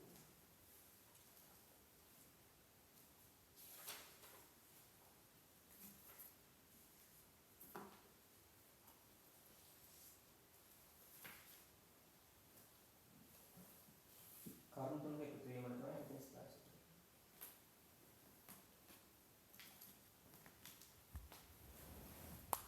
පාලියෙන් බුදුරජාණන් වහන්සේ මෙතන තෝරලා නැහැ. වෙන තැන්වල තියෙනවා තින්නම් සංඝති පස්සෝ. කරුණු තුනක් එකතු වීම කියන එකයි ස්පර්ශය කියලා කියන්නේ.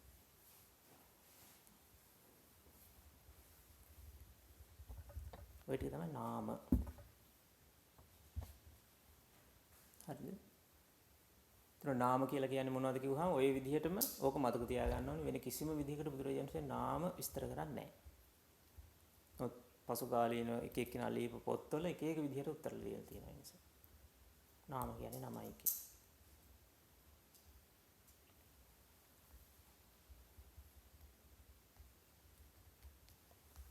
හරිද? ඒතර නාම කියන්නේ වේදනා, සංඥා, චේතනා, පස්ස, මනසිකාර.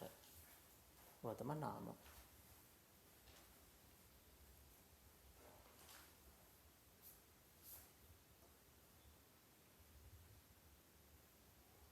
හරි එතකොට වේදනා කියන්නේ වේදනාව කියන්නේ රිදෙනවා කැක්කුම් කියන ඒවා නෙමෙයි.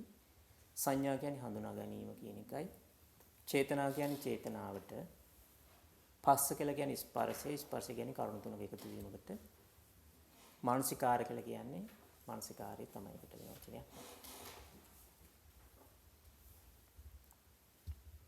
ඒතර නාම. නාම විතරක් නෙවෙයි විඥාන ප්‍රත්‍යයෙන් තියෙන නාම විතරක් නෙවෙයි නාම රූප. ඊට පස්සේ අපි බලන්න ඕනේ රූප. මේ නාම ඉතින් රූප.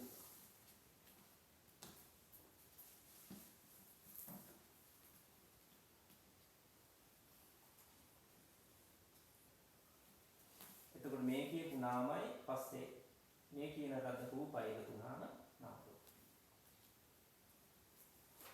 නාම රූප කියලා කියන්නේ චත්තාරෝච මහා භූතා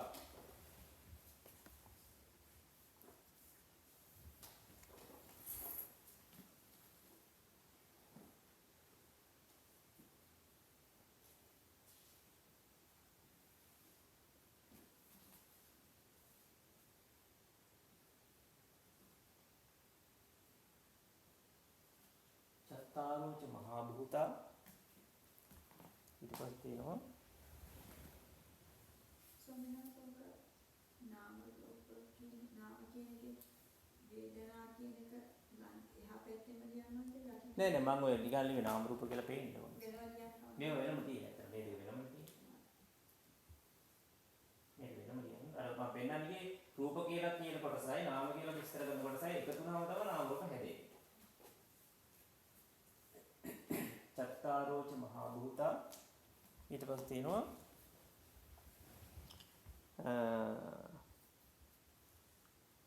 චත්තාරෝච මහා භූතා චතුන්නංච මහා භූතානං දිගට බලන්න.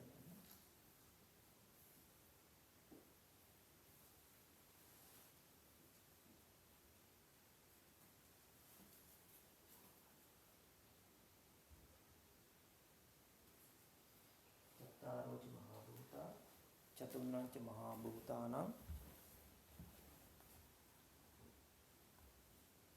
චතුන්නංච මහා භූතානං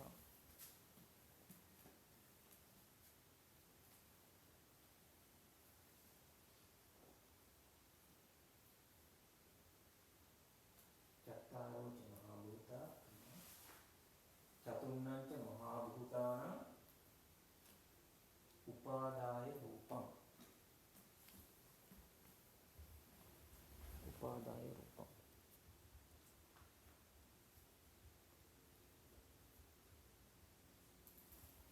උපාදාය රූපං.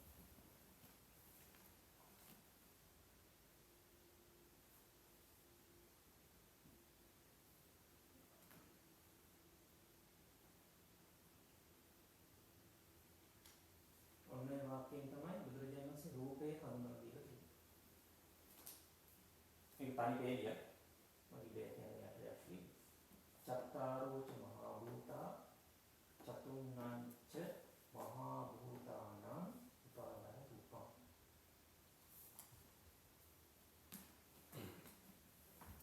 ඔතන රූපේ විස්තර කරලා තියෙන්නේ. චත්තාරෝච මහා භූතා චතුන්නංච මහා භූතානං උපාදාය රූපං ඉදං උච්චති රූපං. එයයි රූපය.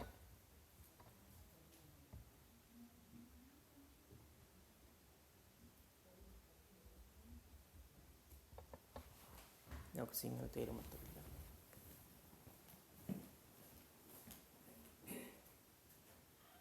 ඒසි පොඩ්ඩක් දාලාද බලන්න.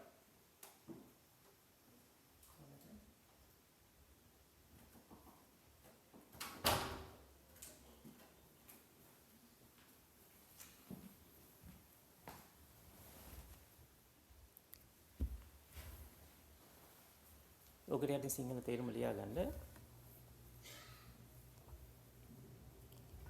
චත්තාරෝච මහා භූතා. නැත්නම් ඒක තේරුම චතාරෝච මහා භූතා.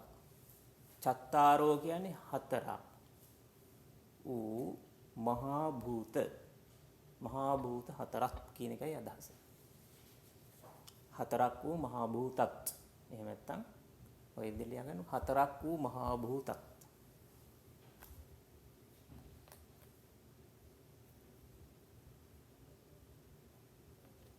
හතරක් වූ මහා භූතත්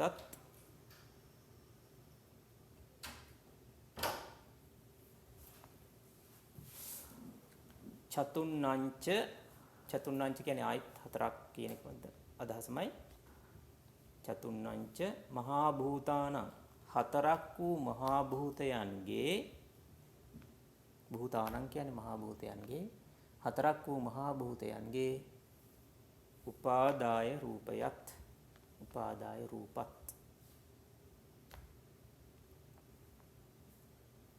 කියන එක තමයි ඒක සිංහල තේරුම.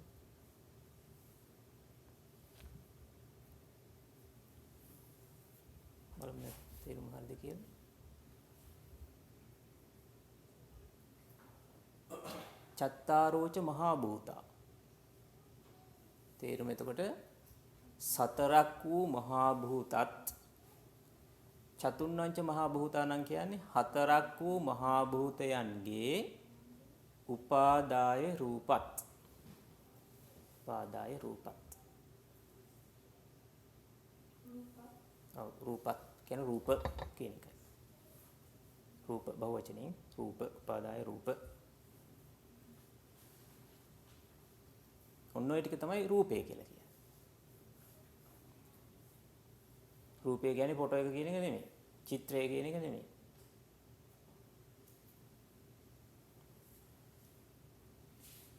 ඒතර දැන් ඔතන අපිට නොතේරෙන වචනයක් තියෙනවා මහා භූත කියන එක. බුදුරජාණන් විතර මහා භූත තෝරලා නැහැ.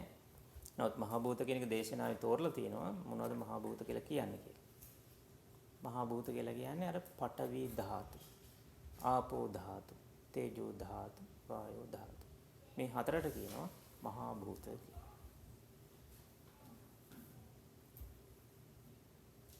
චත්තාරෝච මහා භූත. හතරක් වූ මහා භූතත්. හතරක් වූ මහා භූතයන්ගේ උපාදාය රූපත්. එන්නේ කියන රූප ටික ඔක්කොම රූප කියලා හඳුන්වනවා.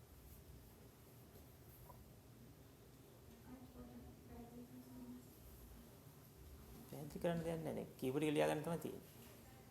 හතරක් වූ මහා භූතත් හතරක් වූ මහා භූතයන්ගේ උපාදාය රූපත්. ඔය ටික තමයි රූප.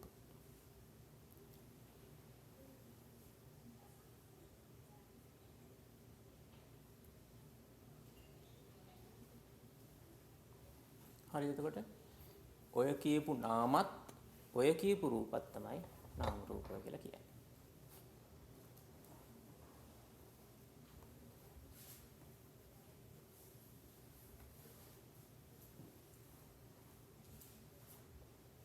ඒතර දැන් චත්තාරෝ කියන්නේ හතරයි කියන එකයි මහා භූත කියන එක මම කිව්වා. මහා භූත කියලා කියන්නේ පඨවි ධාතු, ආපෝ ධාතු, තේජෝ ධාතු, වායෝ ධාතු. ඔය ටික තමයි මහා භූත කියලා කියන්නේ. ඊට පස්සේ කියන හතරක් වූ මහා භූතයන්ගේ. ඒ කියන්නේ අර හතරමයි මහා භූතයන්ගේ උපාදාය රූප. උපාදාය රූප කියන එකට තේරුමක් දැම්ම කියලා තේරෙන්නේ. ඒකේ විදිහට මතක තියාගන්න උපාදාය රූප. ඔය ටික තමයි දැන් නාම රූප කියන්නේ. මම දැන් ගැඹුරු තැන් වලට ටික ටික ඇවිල්ලා තියෙන්නේ. දැන් මුලින් ඉඳලා හිමීට ඔන්න දැන් බලා ගන්න ඕන. අවිද්‍යාව ප්‍රත්‍යයෙන් සංස්කාර. සංස්කාර ප්‍රත්‍යයෙන් විඥාන. විඥාන ප්‍රත්‍යයෙන් නාම රූප. ඔය ටික තමයි අපි දැන් කිව්වේ. ඒතර අවිද්‍යාව ප්‍රත්‍යයෙන් සංස්කාර කියනකොට අපි අවිද්‍යාව කියන්නේ මොකක්ද කියලා ඉගෙන ගත්තා. සංස්කාර කියන්නේ මොකක්ද කියලා ඉගෙන ගත්තා. දෙවෙනි පේරේදී සංඛාරපච්චය විඥාන. ඒ කියන්නේ සංස්කාර ප්‍රත්‍යයෙන් විඥානය. අපි සංස්කාර ඉගෙන ගත්තා, විඥානෙත් ඉගෙන ගත්තා. තුන්වෙනි පියවරේදී විඥානපච්චය නාම රූප. අපි විඥානය කියන්නේ මොකක්ද කියලා ඉගෙන ගත්තා, නාම රූප කියන්නේ මොකක්ද කියලා ඉගෙන ගත්තා. ඔන්න ඔය කියන ඒවා අතර ප්‍රත්‍ය සම්බන්ධයක් තියෙනවා කියලා තමයි බුදුරජාණන් වහන්සේ පෙන්නන්නේ. ප්‍රත්‍ය සම්බන්ධයක් තියෙනවා.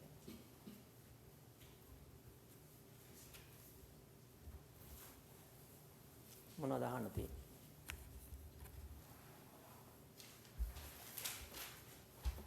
ප්‍රත්‍ය සම්බන්ධයක් තියෙනවා.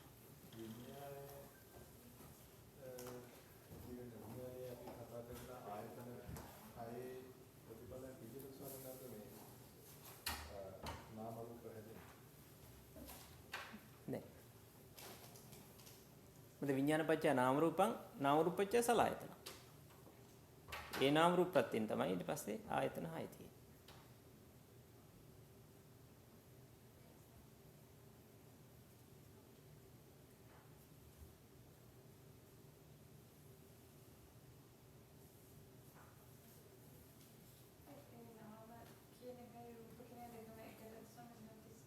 ඔව් ඒක වෙන් වෙන්නේ.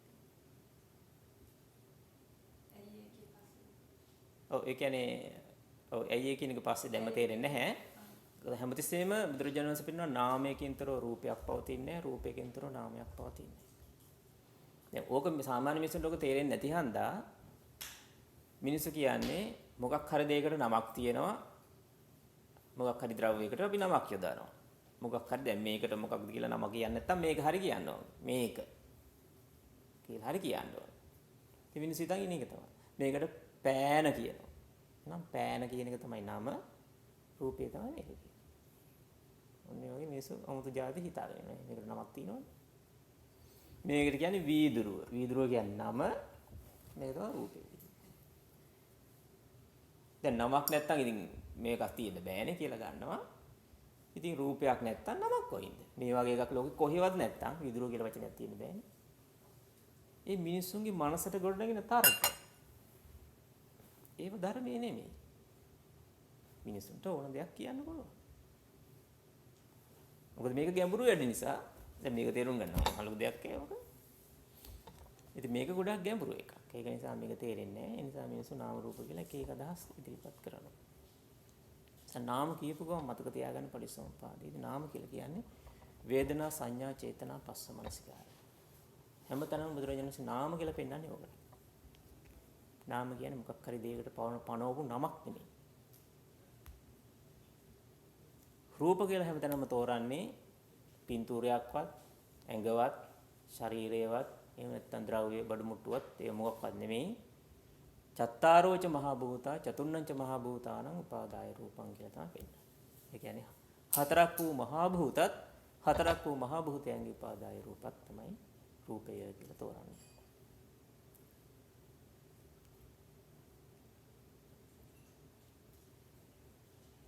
මේ දෙක හැමතිස්සෙම එකටම තියෙන නිසා තමයි නාම රූප කියලා හැමතිස්සෙම එකට යොදන්නේ.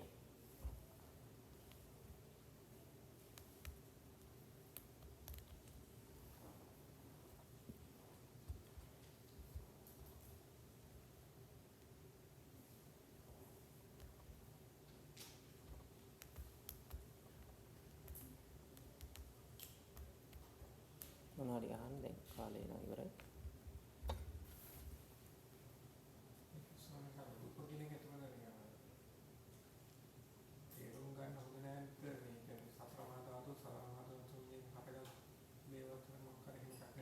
ඔව් එහෙම කියන්න පුළුවන් සරලව.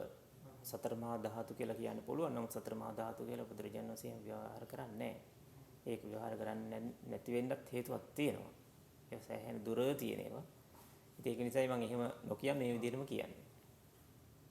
ඒත් සරලව තැනකින් විතරක් නතර වෙන්න අවශ්‍ය නම් හිතා ගන්න පුළුවන් සතර මහා ධාතුන්ගේ හටගත්තු දේවල් කියලා සරලව දැන් උසාවියේ තේම බණ කියනකොට කියලා තියෙනවා.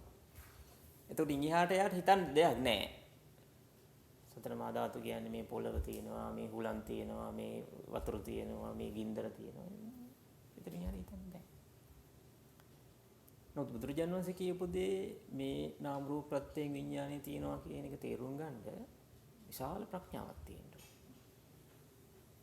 එහෙම නැතුව පොළොව දිහා බලලා පටවි කියලා, හුලං හඹාගෙන එනකොට ආපෝ කියලා, වතුර දිහා බලලා මේ ආපෝ කියලා, හුලං දිහා බලනකොට වායෝ කියලා, ගින්නක් රස්නයක් සීතල දිහා බලලා තේරුම් ගන්න මේ තේජෝ කියලා හිතන්න නෙමෙයි තියෙන්නේ. ඒක තමයි සරලම අදහස. මම සරලම අදහස දෙන්නේ නැත්තේ මෙතන. එතනින් එහාට ඊට පස්සේ යන්නේ නැහැ.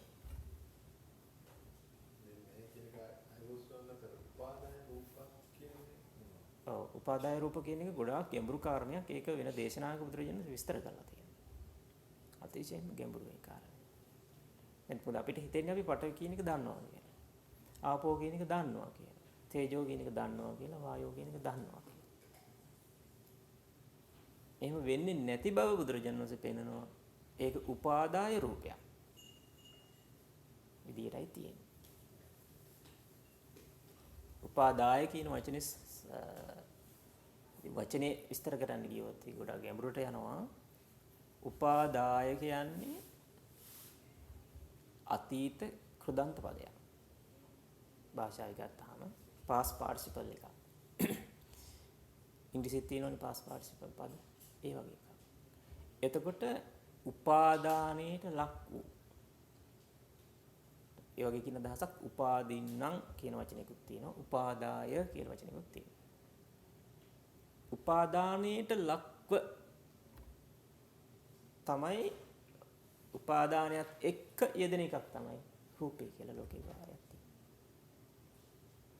එහෙම නැතුව රූපයක් ගැන යෙදෙන්නේ නැහැ. රාතන් වහන්සේට මේක රූපයක් වෙන්නේ නැහැ. අපිට මේක පඨවි ධාතුවෙන් හටගත් එකක්. අපිට මේක රූපයක් වෙනවා. රාතන් වහන්සේට මේක අතර දුන්නත් රූපයක් වෙන්නේ නැහැ. එහෙන් දැක්ක රූපයක් වෙන්නේ නැහැ. ඒකට හේතුව උපාදාය රූප කියන එක. එක්කයි රූපේ හැදෙන්නේ. ඒ නිසා රහතන් වහන්සේ කෙනෙක් වෙනකොට ලෝකයේ තියෙන භෞතික දේවල් කඩලා බිඳලා විනාශ කරන්න අවශ්‍ය නැහැ. රූපයෙන් නිදහස් වෙන්න පුළුවන්. රහතන් වහන්සේ රූපයෙන් නිදහස්. භෞතික වස්තු නේ විදිහටම තියෙනවා. ඒ විනාශ කරන්න අවශ්‍ය නැහැ. ඒකයි දෙන්නේ. නැත්තම් අපිට රූපේ නැති කරන්න ගියොත් එහෙම හැට පේන හැමදේම නැති කරන්න වෙනවා. එක්ක ඇසඳ කරගන්න වෙනවා නැත්නම් හැට පේන හැමදේම විනාශ කරන්න. නැත්නම් රූපෙන් නිදහස් වෙන්න වෙන්නේ. එහෙම ආගම ලෝකේ තියෙනවා. නමුත් බුදුරජාණන් වහන්සේ පෙන්න දහම් තුල එහෙම එකක් නෙමෙයි තියෙන්නේ. මේක ගොඩනගෙන එකක්. තියෙන එකක් නෙමෙයි. රහතන් වහන්සේට මේක එකක් සකස් වෙන්නේ නැහැ. විදුරුවක් අල්ලන්න පුළුවන්. රූපයක් අහුවෙන්නේ. රූපේ කියන එක සකස් වෙන්නේ අභ්‍යන්තරයත් එක්ක.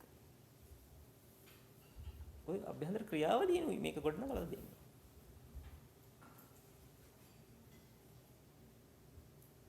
ඒ නිසායි භෞතික දේවල් එහෙම තියෙදි රහතන් වහන්සේ කෙනෙකුට රහත් වෙන්න පුළුවන්කම තියෙනවා. පංචවාස්කන්ධය අවබෝධ කරගන්න පුළුවන්කම තියෙන එක. ලෝකේ විනාශ කරන්න කිසි දෙයක් නැහැ. ලෝකේ විනාශ කරන්න කිව්වේ නැහැ. දැන් අද ඇඳුම් හරියට ඇඳේ නැත්නම් ඇඳුම් ඇඳපු නැති කෙනාට දොස් කියනවා. පිළිවෙලකට හරියට පිළිවෙලට ගියේ නැත්නම් ගමන බිමන ආයත ඇවතුම් පැවතුම් සංවර තිබුණ නැත්නම් ඒවට මිනිස්සු දොස් කියනවා. ඉතින් එදා සමාජයේ අදටත් වඩා දුර්වල මට්ටමක තිබුණේ. බුදුරජාණන් වහන්සේ ඒ කිසිම දෙයක් විනාශ නොකර සත්‍ය පෙන්වනවා. සත්‍ය විදිහට පේන්නේ නැහැ නේ අවිද්‍යාව නිසා. ඒ නිසා අපිට හිතෙන්නේ වැරද්ද තියෙන එතන කියලා. ඒ ඔක්කොම විනාශ කරන්න හදනවා මිනිස්සු. බුදුරජාණන් වහන්සේ එකක්වත් විනාශ කරන්න නැතුව රහතන් වහන්සේලා බිහි කරලා දෙන්නවා.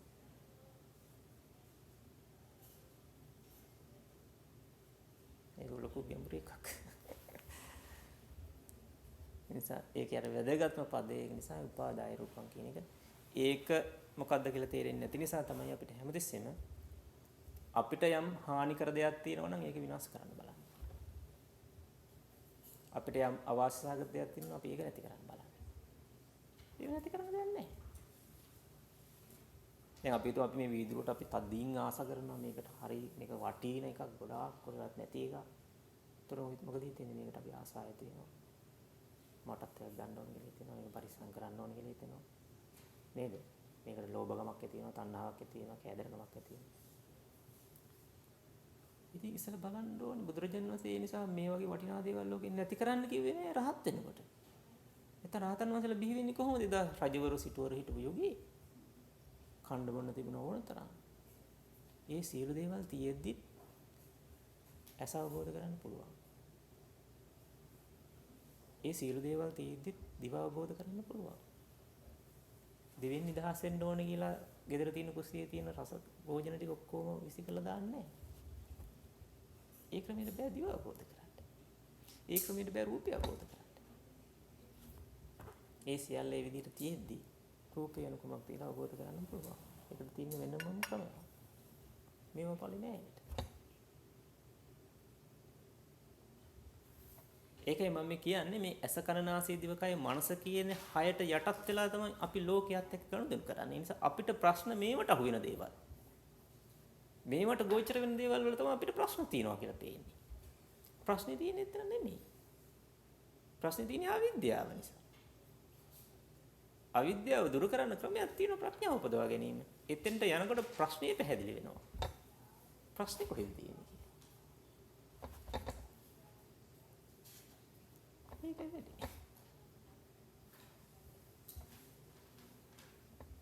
ඒව දුර වැඩි තමයි ඒව කතා කරන්නේ. මොකක්ද අහන්නේ කියලා? මොකක්ද අහන්නේ දුන්නේ? සංකල්ප ඒක උපතින් අන්ත කෙනෙක් හරි ගොළු කෙනෙක් හරි කන් දෙක හරි කෙනෙක් හරිට ඒගොල්ලන්ට ලේස් අපිට වැඩි ලේසි නෑ. වැරදි. එහෙම බෑ. ඉන්නේ එකක්. එහෙනම් නින්ද ගියා හොඳටම ලේසි. අන්ධ වෙන්න ඕනේ නෑනේ නිදා ගන්නකො. නිදාගත්තාම නැගිටින ගමන් දන්නේ නෑනේ මේ නින්ද ගියා කියලා නේද? S2 වැඩ කරන්නේත් නෑ. කන් දෙකට හැච්ච දෙයක්වත් නෑ. නාසයෙන් දැනෙච්ච ගඳ සුවඳකුත් නෑ. දිවට දැනෙච්ච රසයකුත් නෑ. සමහරට අතර පයරට තට්ටුවක් කළත් ඒත් දන්නේ නෑ. එහෙම අය ඉන්න ඕන තරම්. උස්සංගියක් දන්නේ නෑ. පහස මොකුත් තේරෙන්නේ නෑ. ඒ වෙලාව අවබෝධ කරගන්න ලේසි වෙලා වෙනවා. ඒක තමයි අපිට හිතෙන දේවල් තියෙනවා ලෝකේ. ඇයි අපි ධර්මයේ කියන්නේ මොකක්ද? ආර්ය සත්‍ය මොකක්ද කියලා තාම අපි දන්නේ නැහැ. අපිට එක එක ලේසි ෂෝට් කට් හම්බ වෙනවා නිසා. එහෙම අවබෝධ කරන්න බෑ.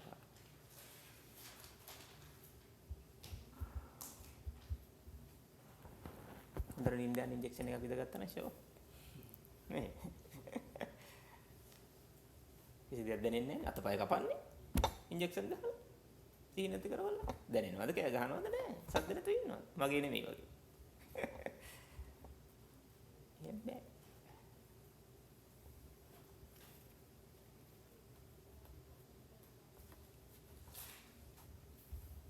තාම දැනගන්න තියෙනවා.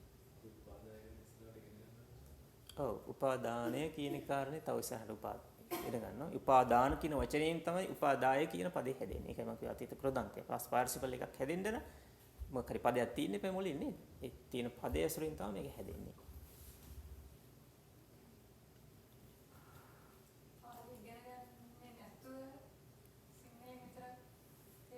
පාලි මෙහෙමයි ඉතින් පාලියෙන් අපි ට්‍රාන්ස්ලේට් එකක් අරගත්තාම අපිට දැනුමක් එකතු කරගන්න පුළුවන්.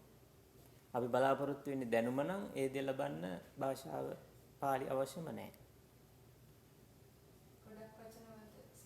තේරුම් නැහැ. මම මේ තේරුම් නොදී ඉන්නේ දැනුමින් අවසන් කරන්න නොවන නිසා. එතකොට මොකක් හරි වචනයක් කියලා දුන්නා මේ ඕන එකක් හරි. ඒ ඕන එකක් හරි. කාටවත් කියන්න බෑ වැරදි කියලා. ලොකු සංසද සමහර ඒවාට ඕන තරම් සරල වචන දීලා දෙනවා. මම මේක ඔක්කොම මෙතෙන්ද නොදී පරිස්සම් වෙන්නේ දැනුමකින් අවසන් කරන ගමනක් නෙමෙයි. මම පෙන්වන්න හදන්නේ. ඒක ප්‍රායෝගිකව යොදන අවස්ථාවලදී අර්ථය ගන්න පුළුවන් වෙන්න පෙන්වන්න. එහෙමයි අර්ථය ගන්න ඕනේ. දැන් අපි නොදන්න ඉංග්‍රීසි පදයක තේරුම හොයන්න සමහරට ඩික්ෂනරිය බලලා හොයන්න ඕනේ නැති තැන් අපිට හම්බ වෙනවා. අපි එදිනෙදා ජීවිතේදී මොකක් හරි දෙයක්කට වැඩක් කරන්න යනවා. ඒ යනකොට එක්කෙනෙක් මොකක් හරි කියන වචනයක්. ඒ වචනේ අපි තේරුම දන්නේ නැහැ. හැබැයි ඒ වැඩේ කරනකොට තේරෙනවා මෙයා එහෙනම් මේ වචනෙන් කිව්වේ මෙන්න මේක තමයි. හැම එකටම අපි ශබ්දකෝෂ පෙරලන්න ඕනේ නැහැ. මේ වචනේ අදහස මම ඒ විදිහට ගණ්ඩායි අර්ථයට වෙන වචන නොදී ඉන්නේ. බුදුරජාණන් වහන්සේ පිළිවෙල ඒ ක්‍රමයට ඉගෙන ගන්න රටාව. අපිට ඉතින් අද ඒ ක්‍රමයේ හුරු වෙලා නැහැ නේ අපි. වචනයක් කියපු ගමන් කොහෙන් හරි හොයලා අපිට ඒක තේරුම ඕන. ඒ අපි ඉගෙන ගන්න මේ වෙනත් අධ්‍යාපන රටාවක්. බුදුරජාණන් වහන්සේගේ අධ්‍යාපන රටා ක්‍රමයේ තුනේ එහෙම එකක් නෙමෙයි. මේ කිසිම තැනකදී කවුරක්වත් වචනයක් කියපු ගමන් අලුත් වචනයක් කියපු මොකද්ද කියලා අහන්නේ නැහැ. බුදුරජාණන් වහන්සේ කියලා දෙනවා නම් අහගෙන ඉන්නවා කියලා නොදුන්නොත් අහන්නෙත් නැහැ. දන්නවා මේක කියලා නොදෙන්නේ මේකේ අර්ථය මොන ගැහෙන නිසා කියලා. ඒ නිසා අහන්නේ මේ කවුරක්වත් මේතන අහන්නේ නැහැ. අවශ්‍ය ටික සම්පූර්ණයෙන්ම දීලා තියෙනවා. ඊටු ටික තියෙන්නේ සොයාගෙන යන්න. සොයාගෙන යද්දි මොන ගැහෙනවා මේක තේරුම් මේකයි කියලා. වේලාසනින් අර්ථය දුන්නාම එයා එතනින් නතර වෙනවා. ඉතින් එහාට හොයන්නේ නැහැ මොකද ඊට පස්සේ. ඔක්කොම හරි ඊට පස්සේ. ඒ ටික නිකන් ඉන්න තියෙනවා.